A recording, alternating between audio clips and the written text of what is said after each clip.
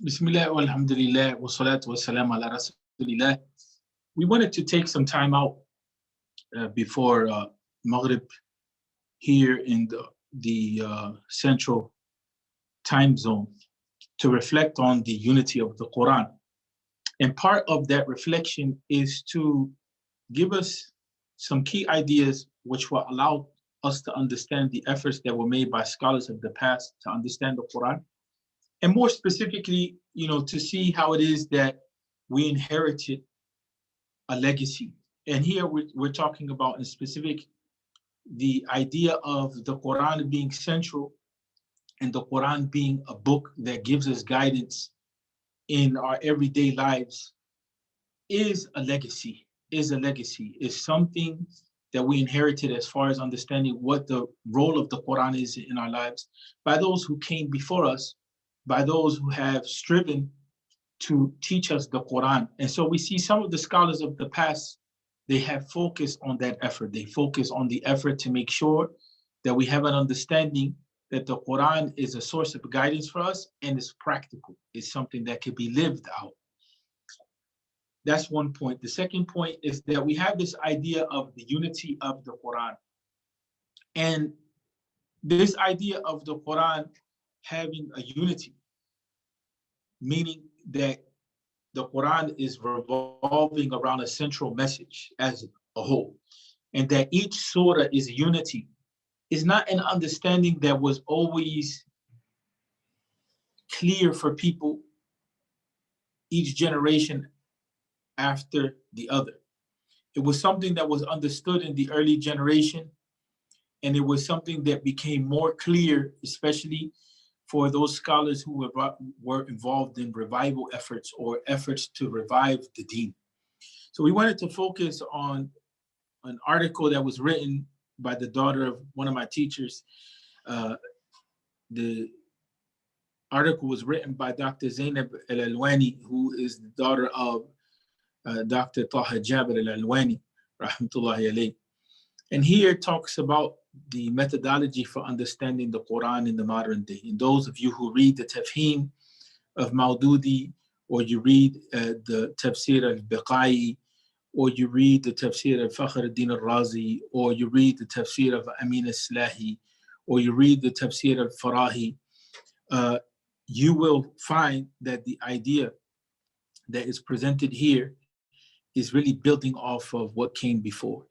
And so that's why I said that there's a certain type of legacy that we inherit that a lot of times we're not aware of, right? And so Dr. Taha Jabir, he spent a good portion of the later part of his life making sure that we had an understanding that the Quran has an integral unity. And in the book Tafhim al-Quran by Maulana Maududi, the idea is to present to us this idea that the Quran has an internal unity and it has a message that is clear and simple, and that message is elucidated or is expanded on when we look at the Quran as a whole. And so the core of the message of the Quran, of course, it revolves around Tawheed, but what does that mean for our lives? Right? So one of the things that we wanted to focus on is this idea of the structural unity of the Quran. Al-Wahda al-Binayya lil-Quran al-Kareem is a term that Dr. Taha Jabir, he focused on elucidating, and that is the structural unity of the Quran. Others, they talked about the idea of the Ma'amud, and that is that each surah has a pillar to it. It has a central message. Some said that there's a concept called al-Mihwar, is the axis around which a surah revolves around. But Dr. Taha Jabir talked about this idea of al-Wahda al-Binayya, means that what it means is that the Quran as a whole has a structural unity. And Amin al-Slahi also had that concept, that he looked at the Quran as a whole as having an underlying unity. And so there were a lot of scholars that contributed to this effort of making sure that we understand that the Quran is a collective. The Quran as a whole has a centralized message, right? And so if we have this idea that the Quran as a whole has a centralized message, then the idea becomes, how is it that we can get to that message, right? That's what we're confronting now. And so one of the things that is presented is this idea of understanding the Quran by way of the Quran, right? And there's a concept that al-Quranu yufassiru ba'duhu ba'dan, that the Quran, it interprets itself. One part will interpret another part. And that has been an idea that has been there with the scholars for some time. If we look at this concept that we find in Sahih Bukhari, we find that in the chapter Tafsir, Ibn Mas'ud, he reported with regard to the following ayah of the Quran: those who have attained to faith and those who have not obscured their faith by wrongdoing, it is they who shall be secure, since it is they who have found the right. So the idea of who these people are, who are the wrongdoers, was what was being questioned, right? The companions of the messenger were very concerned about this, right? And they asked the Prophet ﷺ, which of us has not confused belief with wrongdoing, right? In other words, they understood wrongdoing here as being sin. And the Prophet ﷺ in reply said, the ayah does not mean this. It's not talking about wrongdoing in terms of sin. Didn't you hear Luqman's statement to his son? The Prophet ﷺ is telling the companions, verily joining others in worship with Allah is a great wrongdoing indeed. The Prophet used the verse from Surah Al-Luqman to interpret the verse from Surah Al-An'am. And from there we have that understanding that the Quran clarifies the Quran. And so because the Quran clarifies the Quran, or one part of the Quran clarifies another part of the Quran, that means that there has to be an interlocking relationship between the surah of the Quran and the ayat of the Quran, so that they don't contradict one another. In another occasion, Imam al-Bukhari, he reported that the Prophet ﷺ recited, and with him are the keys of the unseen. None knows them except him. And then he went on to explain what the keys of the unseen are. And he said that the keys of the unseen are 5. Right? Or that is what he explained. And then he recited the following ayat from Surah Al-Luqman to clarify: verily the knowledge of the hour is with Allah alone. It is he who sends down the rain, 2. It is, and he who knows what is in the wombs, 3. Nor does anyone know what it is that he will earn tomorrow, nor does anyone know in what land he is to die. And so those are 5 areas of knowledge in which that knowledge remains with Allah in the absolute sense. Verily with Allah is full knowledge, and he is acquainted with all things. And so in this case, we find that both are examples that portray the Prophet ﷺ as showing how one set of ayat explained another set of ayat, right? And so here we begin to see that the Quran's internal unity is important. And we say that that's important because a lot of times we're piecemeal reading when it comes to the Quran and when it comes to the Ahadith. Sometimes we will read one thing and we think we understand, but we don't read that in light of the rest of the Quran, in light of the Sunnah, in light of the spirit of Islam, in light of the objectives of the deen itself. The deen has objectives.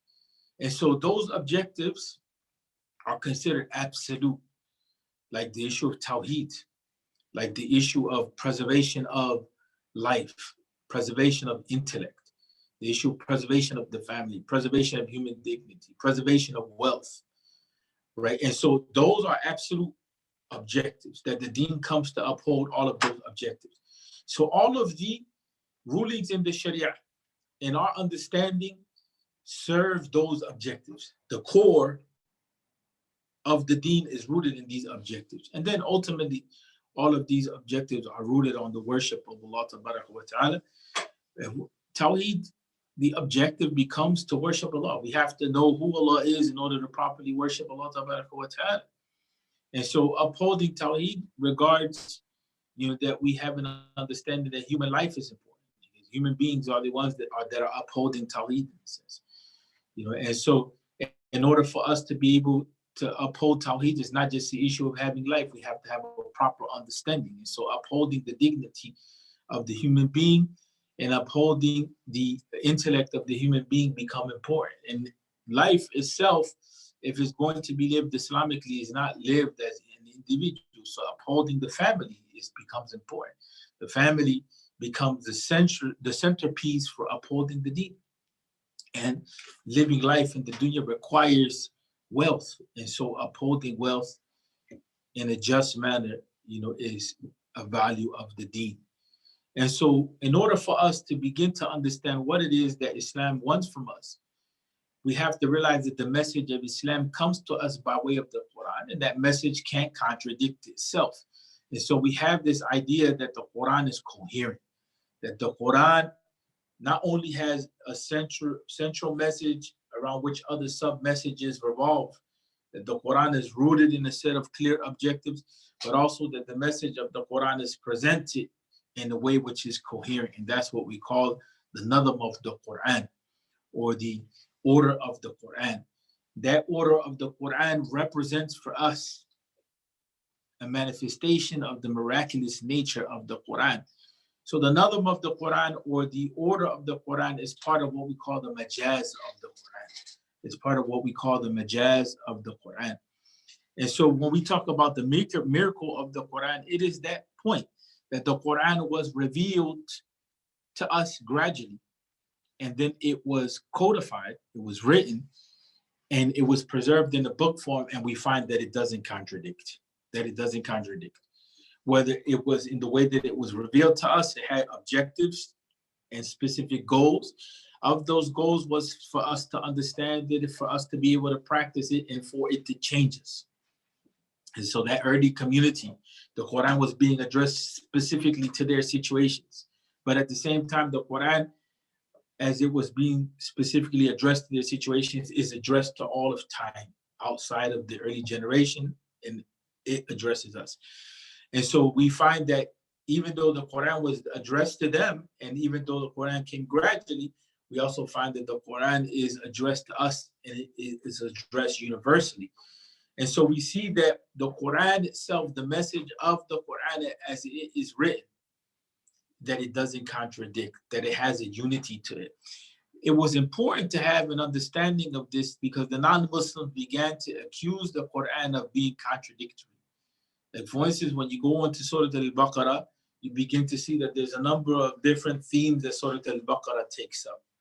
The largest surah of the Quran take up a number of themes that are addressed. And sometimes it seems like those themes are not interconnected or interrelated. Also, we see that a surah of the Quran has a beginning point and an end point. And so sometimes it seems like that surah may not be related to the other surah. And so then you begin to also see that in the smaller surah of the Quran, the theme is not so complicated in those smaller surahs. And so then the issue becomes like, what is the relationship between this book? What is the relationship between the chapters of this book? What is the relationship between the ayat of this book? And so the relationships, right, that we encounter between the ayat of a surah are organized. And so we begin to see that, oh, hold on a second. Like, for instance, in Surah Al-Ikhlas, we see a centralized theme, and we see that the ayat are interrelated. And that becomes the case with Surah Al-Asr and other surah of the Quran. And then what becomes the challenge for us is to have an understanding of how it is that in Ali Imran, or how it is in Surah Al-Ma'idah, or how it is Surah Al-Baqarah, that you can have a number of different themes that are diverse, how it is that they come together. So that's why it's important for us to have an understanding of how it is that the Quran is structured. And to be able to achieve that understanding, the ulama begin to develop ideas.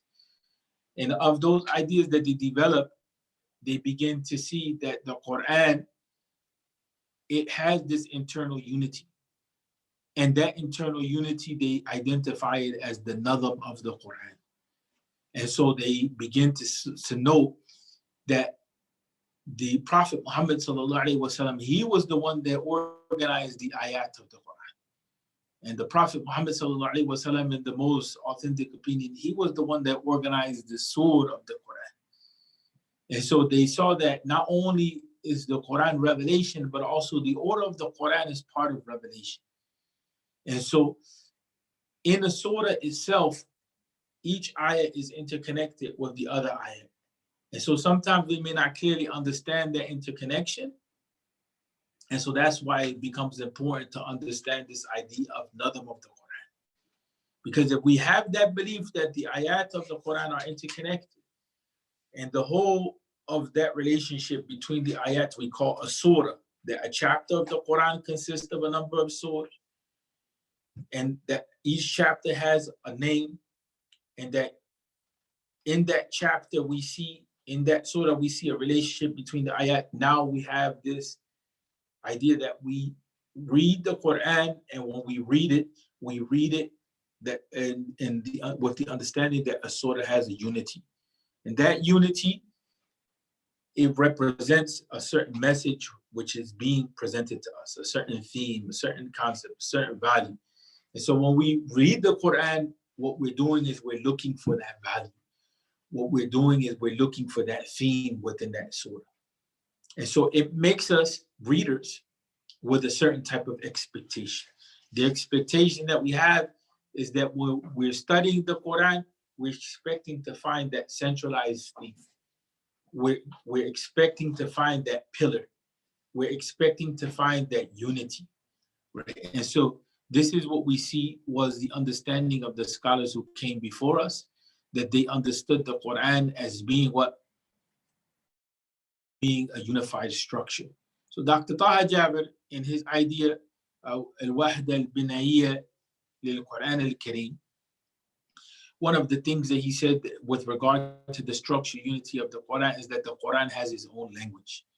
And he said he came up with the idea of lisan al-Quran. And he said that yes, the Arabic is the vehicle by which the Quran speaks, but the Quran also has transcended the Arabic language. And the Quran has transcended the Arabic language because we see that the Quran changed the language of the Arabs. And so there are certain concepts that the Quran came to bring, that the Quran changed them. Right? The Quran clarified the meaning of Allah. The Quran clarified the meaning of Rabb. The Quran clarified the meaning of Salah. Right? And so the Quran gave to the Arabic language a clear understanding for terms that were used by the Arabs, but these terms were not really clear to the Arabs as far as what they meant.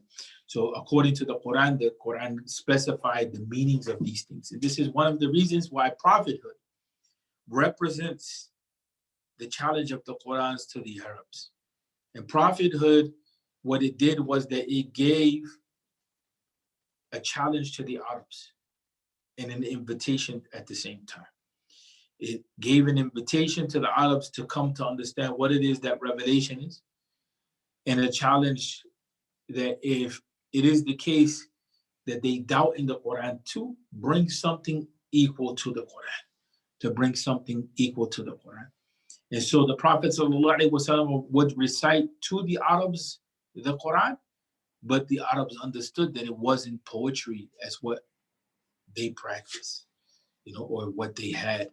It was something that was different. It wasn't a story, it wasn't magic, it wasn't insanity that was being performed there, and it wasn't poetry. And so the Quran developed amongst the Arabs themselves a space as it came down. And that space that developed was that it was revelation, right? It was a revelation that was being communicated to them in their own language, and they had to determine what the meaning was. And so that in mind, it was important for the message to be coherent, right? And the message as it came down was coherent, and there was no contradictions. And that's why the Quran, we say that it is unified, whether the unity that we're talking about is how it came down, how it was revealed gradually, or how we find it is in the Mus'haf. We find that the Quran, it does not have contradictions. It has a unity to it. And so that is part of the thesis of the structural unity of the Quran. And we gave an understanding. We presented an understanding of how it is that the Quran interprets itself. We gave two understandings from Sahih al-Bukhari. We wanted to focus on a few other ideas before closing out. Some ideas which are very important for us who we like to study the contemporary literature of tafsir. And before going into it, we wanted to make sure that we had a summarized idea of what is being presented. The concept of nadam, it has a fairly long history, arising in connection with the discussions of the miraculous nature of the Quran or ijaz al-Quran. The concept originally referred to the Quran's miraculous way of relating words and meanings. The next, the ulama, they clarified it more, right? It was interpreted to mean that there was a connection between the ayat of the Quran and the surah of the Quran. And then at this stage, we find that the scholars continue to discuss the relationship between words and meanings and the relationship of the surah, meaning that the one surah we find that there's a relationship between ayat, and then we find the another surah and the ayat, and then we find the relationship between the surah and the surah. Contemporary writers, they continue to deal with this topic, such as Maulana Maududi, such as Hijazi, such as Rasul Rahman, Taha Jabir, and others. Amin Islahi as well, right? And so they emphasize the point of the thematic unity of the Quran, or the internal unity of the Quran. And so let's look at some of these concepts as they were presented by these scholars. So the idea of the Quran being a coherent whole was expressed in two concepts. One was the nadam of the Quran, and we mentioned that nadam of the Quran means that there's a structural unity to it, or the idea of munasaba, that the Quran has an internal relationship. And so one is that we already presented the idea, and I think that we talked about this, that the Quran interprets itself, and we talked about the idea of the relationship of the ayat of the Quran one to another, and we talked about the relationship of one surah to the other. And implicit in that is that also within an ayat, you have a grammatical structure. So there's a way that the Quran expresses itself grammatically. In addition to this, the idea here also is that there's a central theme, right, that carries each surah, right? And so when we talk about the munasaba also, when we talk about the relationship, what we're talking about is the relationship of the ending of one surah with the beginning of a new surah. So there's an interconnected with, and that usually is what munasaba means. But when we talk about the structural unity of the Quran, we want people to know that, for instance, Dr. Taha Jabir may talk about al-wahda al-binayya, the structural unity of the Quran as a concept, and people may say, yeah, we understand the Quran doesn't have contradiction. But proving that is a different thing, right? And so we find that a lot of the scholars, especially the later day scholars, they put effort to this cause. The cause of clarifying for us what do we mean by the Quran does not contradict itself. And we gave some examples of how it is that the words of the Quran are related to one another in a grammatical structure. We talked about the idea of the ayat are interconnected with one another to make a whole, and that whole we call it a surah. And then we talked about the fact that the ending of one surah and the beginning of another surah are interconnected. But then we even go further. Maulana Maududi, he was aware that a modern reader of the Quran is likely to become perplexed by the way that the Quran presents itself, because the modern reader is looking for a relationship between ideas to be linear. One is related to two, two is related to three, three is related to four, four is related to five, like that. The Quran does not classify its subjects also into self-contained chapters, right? But in the same breath, it speaks of matters that pertain to fiqh or halal and haram, speaks of issues that pertain to history, issues that pertain to the political, issues that pertain to the ethical, the philosophical, the spiritual, the material. And so this apparent lack of coherence that is not just speaking about political stuff, it's not just speaking about economic stuff, it's not just speaking about tawhid, it's not just speaking about spirituality. These are isolated topics. The Quran, about all of these topics in one contained whole, right? And so a surah like Surah Al-Baqarah will touch on all of these types of themes. So some people will look at that and they will say that apparently there's a lack of coherence, right? And so that leaves the contemporary reader with the impression that the Quran is a poorly arranged work. And that was really not something that the Muslims themselves began to critique or began to have a problem with, but the non-Muslims had an issue with that. After granting that the problem is likely to arise for a modern reader, and in a serious way, Maududi suggests that it can be solved with a reference to the subject, purpose, and central theses of the Quran. And so we see that this effort at presenting or clarifying the structural unity of the Quran was really the effort of scholars of the past and activists overall to make sure that the Muslim on average didn't have doubt in the Quran, because those doubts were being presented to the Muslims from outside of Islam. The non-Muslims began to critique the Quran from this angle, and it was like their critique from the outside, as though to say that our critique undermines your book. And because we say that your book doesn't have unity to it, the same way that when we write in our books, there's a unity to it, that means that there's no unity. And so what this did, it forced Muslim thinkers to clarify this situation. And so in this, what happened actually, as the Quran was being critiqued by others from the outside, is that the Muslims began to see how it is that the Quran is miraculous, how it is that the Quran actually challenges them, how it is that the Quran, like a Surah Al-Baqarah, can come with so many themes that actually, that's how life is. Life for us is not that one situation is interrelated with another situation and another situation. Actually, life for us sometimes presents itself as very chaotic, but then we see that there's a unity between everything that we experience. So we can have a day where we go to the supermarket, we stop at our in-laws' house, we pick up the children, we do homework, we go, we talk to a friend, we go to the masjid, we pray salah, we read the Quran, we stop and we study a little bit, we go to the bank, and it may seem that all of those things are interrelated, but at the end of the day, they consist of life for us in a day. And so they are all interrelated because all of those things are part of our lives. Night and day are related, although they may seem as opposite. Old age and young age are related.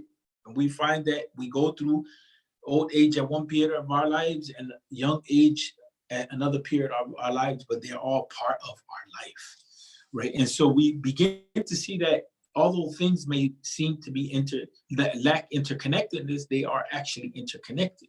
But it takes a little bit of time for us to come to that understanding. And so a lot of contemporary scholars began to do that. And so they began to clarify for us how it is that the Quran does that.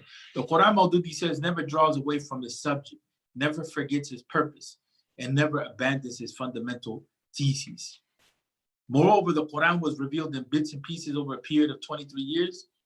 And so one cannot expect to find it in it, the plane or the plan of a doctoral dissertation. So the Quran is not going to present itself the same way that you want to find a lecture in an academy, because the purpose of the Quran is not necessarily to be academic in the same way that you see a PhD thesis or something to that regard. So the original way that revelation came, the way that it was arranged, it answered the needs of the time of the Prophet sallallahu alaihi wasallam. And it was the Prophet that organized the Quran in such a way that we will understand that it will have unity to it.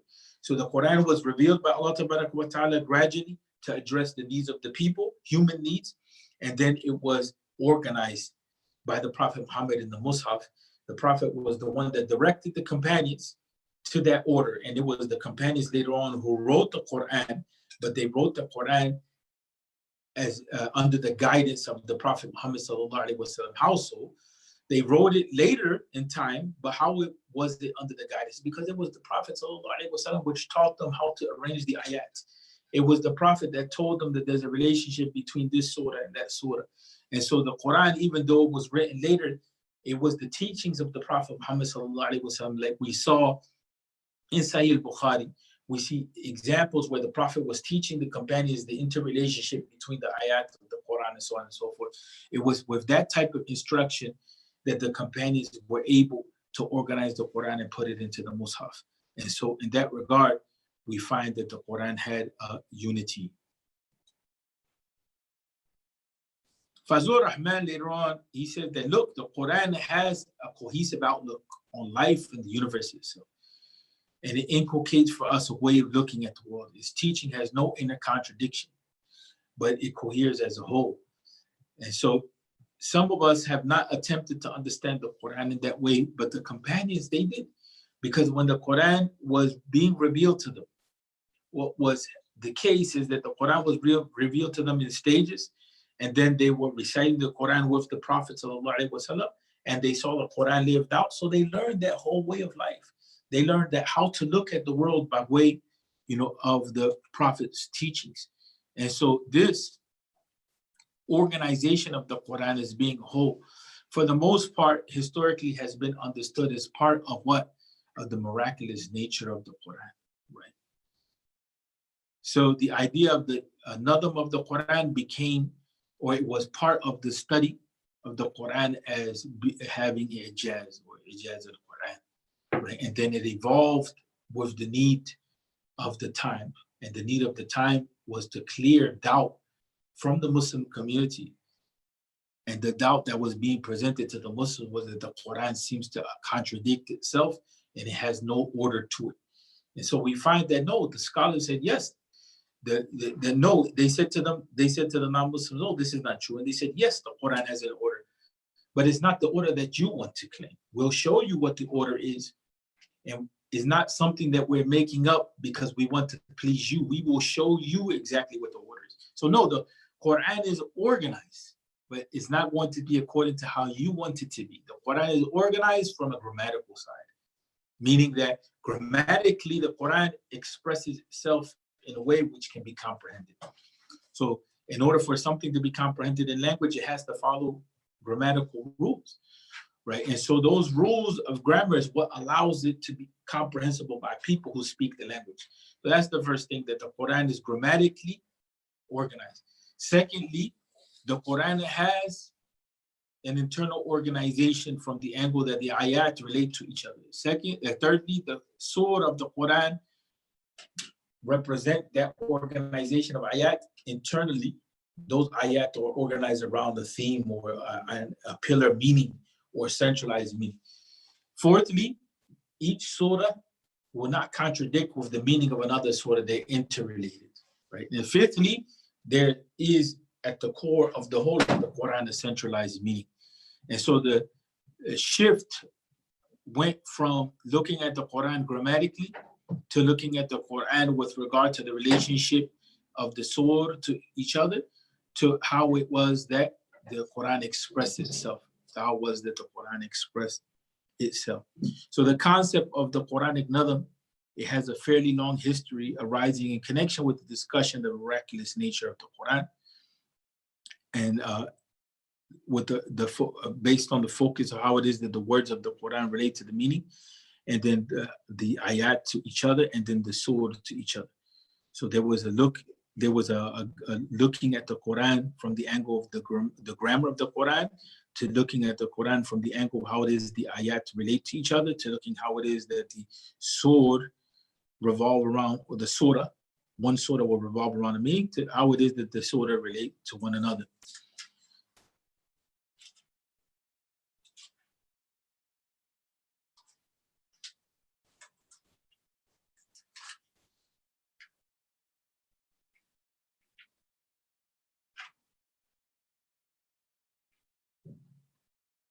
So we have the idea that there's the existence of the coherence. There's the existence of coherence in the Quran. So we had one of the scholars of the past, Farahi, who he took up this challenge of the non-Muslims, and he began to talk about the necessity of us understanding that the Quran is coherent. And his idea of studying the nadam of the Quran, it mostly focused on the smaller surah of the Quran. So he focused mostly on the Meccan revelation. So Farahi offers the following arguments to prove that all Quranic surah possess another more thematic or structural unity. And this work was done before Taha Jabir's work. So Farahi focused mostly on this idea of Nadam by looking at the Meccan Quran. Dr. Taha Jabir talked about the structural unity of the whole of the Quran, right? But he was able to talk about the structural unity of the Quran because there were others that came before him that clarified different aspects of that idea. Farahi clarified the idea of the unity of the Quran by proving it with a study of the Meccan Quran. Maududi talked about the unity of the Quran by focusing on the fact that each surah has a subject or a theme that it deals with. In addition to the effort of Maududi was Amin Islahi. Amin Islahi focused on talking about the unity of the Quran by studying the Medinan revelation. So Amin Islahi, he continued the work that Farahi had established right before. And the idea of the unity of the Quran is a concept which a lot of scholars built on, and they contributed to different parts of it in order for us to be able to say that the Quran presents itself as a whole. We have to be able to prove that to be the case. And so scholars took up different portions of it. And so, for instance, at the end, in recent times, Dr. Taha Jabir, he talked about the structural unity of the Quran, and he was able to do that because others came before him and did that work as well. And so, for instance, Farahi built on the work of people like Razi and Imam al-Baqai, and his work, Farahi's work, was extended by his student Amin Islahi. Maududi was of that same school. Maulana Maududi was able to present the unity of the Quran by talking about the unity of each surah. But before him, his school of thought, so to speak, we find that people like Farahi began to give detailed arguments as to why it is that we say that there is a unity in the Quran. So again, Maulana Farahi focused on the idea of unity of the Quran by a study of the Meccan surah and showing how it is that each of those surahs has internal unity. Amin Islahi took the same idea and extended it and applied it to a more difficult task, which is to prove that the Medinan surah of the Quran also have a coherent unity. And I gave the example before that Surah Al-Baqarah has a number of different themes to it that seem to be not related. And so, for instance, we find that, Amin Islahi, he focused on the Medinan reality, the Medinan revelation. And so that revelation, although we find that the largest surah of the Quran contain a number of different themes that seem to kind of, he proved that no, they are interrelated, but they're interrelated in such a way that you have to read a little deeper to see what is the interconnectedness. Maulana Maududi, he comes later and he builds on that concept, right, of Farahi as well. And he is able to talk about the unity of the Quran by talking about that each Quran has a theme and a subject that it revolves around. That eventually lays the framework for people like Dr. Taha Jabir to talk about the Quran as a whole has a structural unity, right? It has a structural unity. So the way that Farahi, before Maududi, talked about the whole concept of the unity of the Quran was to focus on this idea of the amud, right? Literally the pillar or the column, and is the hub of the surah, and all verses in that surah revolve around, right? And so for Farahi, the central concern is to determine what is the amud of a surah. Sayyid Qutb had a similar concept, and he called it the mihwar or the axis, And so then, in our reading of the Quran, what we would be looking for is the amud or the axis of each surah, right? And so that idea is developed by Farahi to show the structural unity of the Quran. And so the idea of the structural unity of the Quran is being presented From what angle? From the angle that when we read the Quran, we have to make sure that we are getting that theme correct. So that we read all of the ayat in light of that theme, and so that we take away the central message of each surah. Right? So that we take away the central message of each surah.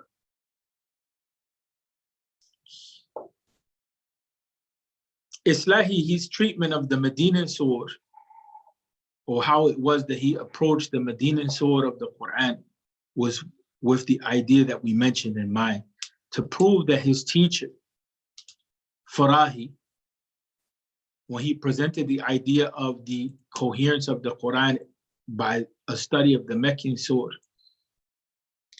that it was applicable to the Medinan surah, right? That the idea of the coherence of the Quran was applicable to the Medinan surah. And this was a challenge that they presented to the non-Muslims who tried to deny the internal integrity of the Quran.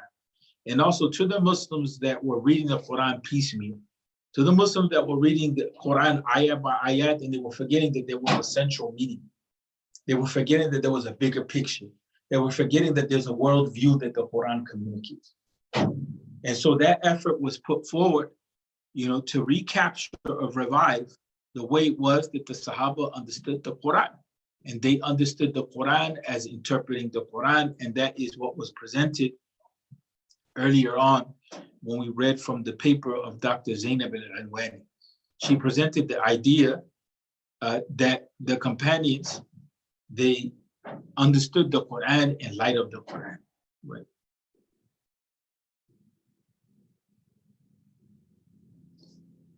And so Islahi, he built on the theory of Farahi, that the Quran has internal unity to it. But also he presented the idea that there's a relationship that we call the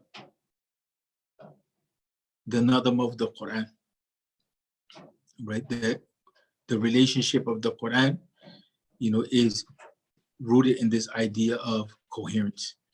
Right? He uses the term nadam and he extends it out, right, to talk about not just the amud, not just the central meaning, but that the nadam of the Quran, in this paper, the coherence of the Quran, the idea here is that Amin Islahi extended out the idea of nadam of the Quran, and he transcended the earlier scholars.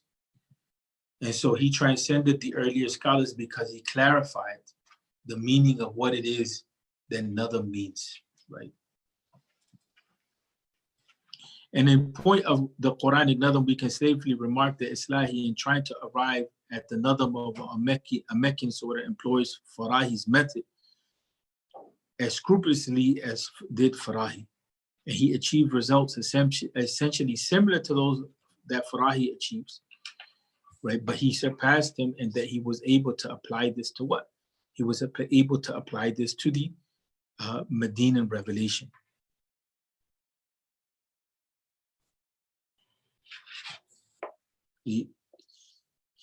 Islahi, he wasn't able to rely on Farahi 100% in his clarification that the Medina revelation had coherence. Why? Because Farahi's examples mostly dealt with the Meccan surah of the Quran.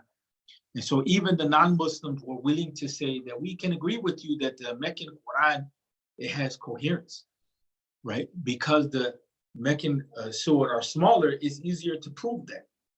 But Farahi was left with the challenge, of having to prove the unity of the Medina revelation in light of the fact that the Medina revelation seemed or appeared not to be coherent, because you had a number of different themes which seemed to be, unrelated to each other.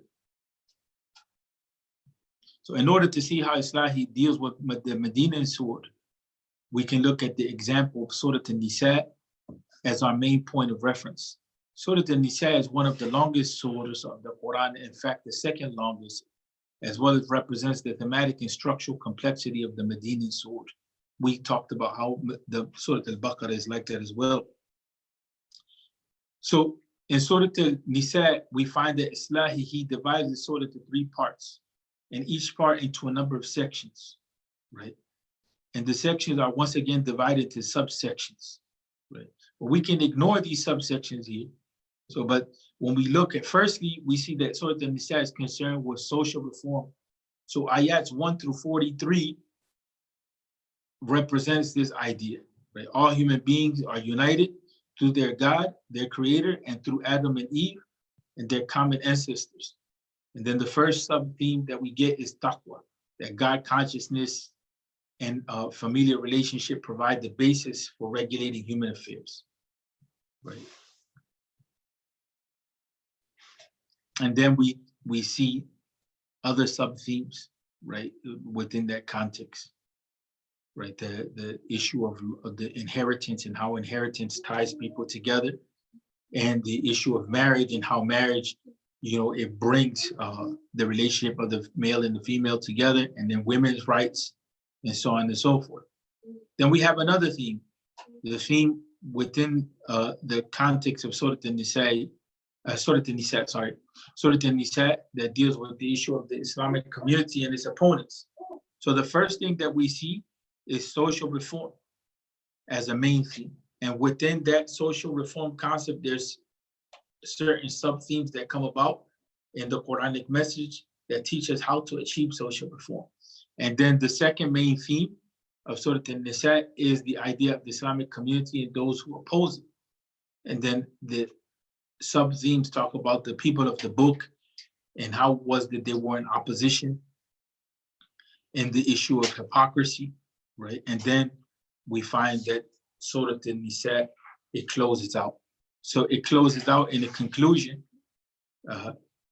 and by talking about how it is that Muslims must keep their responsibilities, and they must be, you know, aware of hypocrisy. And then there's an admonishing of the people of the book and a consolate. The Prophet Muhammad ﷺ is being consoled, right? And he's being told that he should not worry over the disbelief of those who are opponents, but that they are, you know, are given a warning by Allah Tabaraka wa Ta'ala. So the central theme of the surah is described by Islahi as that which makes for the cohesion of Muslim society. So overall, Surah An-Nisa is dealing with that issue of unity, the unity of message, and the unity of message is what is it that keeps a Muslim society together. And so the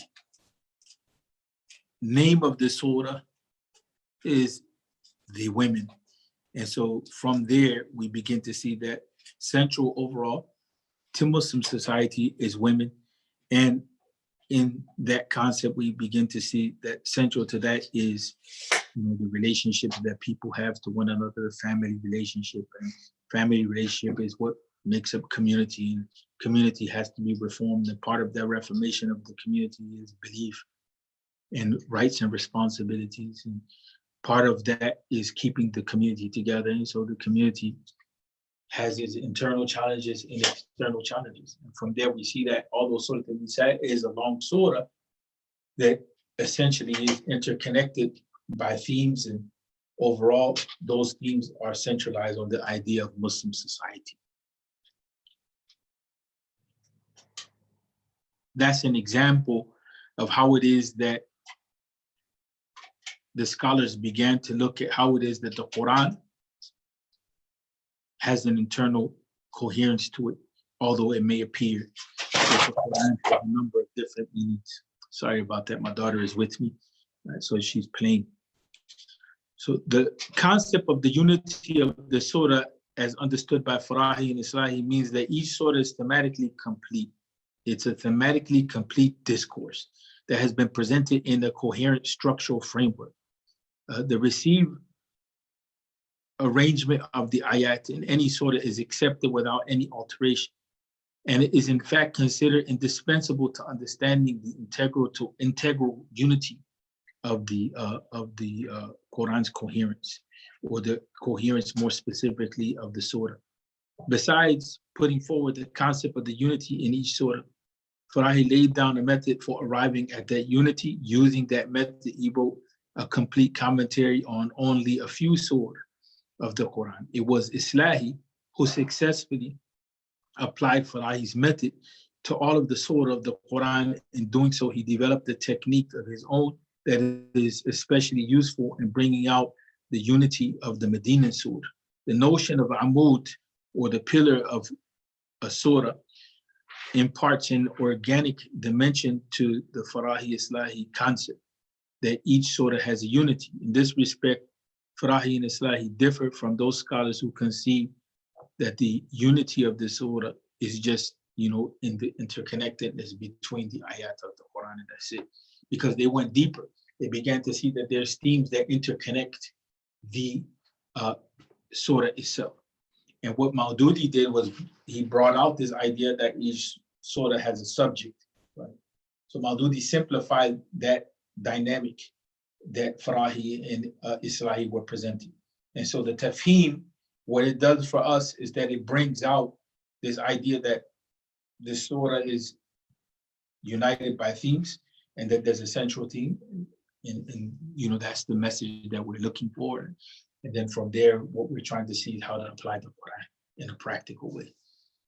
And so with that, we close that overall, when we study the Quran, we should be looking for the themes of the Quran and the central theme, and we should know that there's a subject that's governing in our study of the Quran, or each part of the Quran that we're studying, whether we're studying the Medina Quran, or whether we're studying the Meccan Quran, whether we're studying the ayat of the Quran, and whether we're studying a surah of the Quran, we should look for what it is that ties the message together. We shouldn't just read the Quran randomly, or read the Quran in an isolated form, one ayat by itself. But we should read the Quran systematically. And so we should read the Quran with this understanding that the whole of the Quran is tied together as a whole, as a structural whole. And we should read the Quran understanding that the Quran was revealed in Mecca and it was revealed in Medina. And we should read the Quran having this understanding that the Meccan surah have a key message that is being communicated to us. And the Medina Quran has a key message that's being communicated to us, and that the Meccan surah are smaller and the Medina surah are larger, but overall they're interconnected, right, to each other. And so that when we read a surah of the Quran, we should be looking for that central theme, right? And we gave an example of how it is, for instance, that even, in a larger surah, like Surah An-Nisa, how it is that there is a unity in that surah. And so that if we want to take any benefit from the surah of the Quran, we have to have some sort of system of studying the Quran. And that system of studying the Quran is by looking at each surah as a unity, right? And that's something that is important to understand. And we summarize with saying that, that each surah has a thematic precision, right, and a structural integrity. And so that we have to make sure that we're looking out for that. We're looking out for the unity of the surah, right? And so the theme of each surah, it becomes the focus point of our study, right? And so the surah represents, the effort that Islam made to establish, an understanding that the Quran is involved, right, in building the Muslim and building the Muslim community. So each surah has an educative value. Each surah has an educative value. And each surah has a certain set of that is communicated to us. Each surah has certain key themes that are being communicated to us. That Quran came gradually to transform us. And so that Quran came gradually with that transformative power. And that transformative power came by gradual lessons being communicated to the Muslim community in such a way that they were able to comprehend the message of the Quran and implement it. And so that was the early relationship that the Muslim community had to the Quran, that they understood that it was transformative and it was understandable and it was implementable. It could be implemented.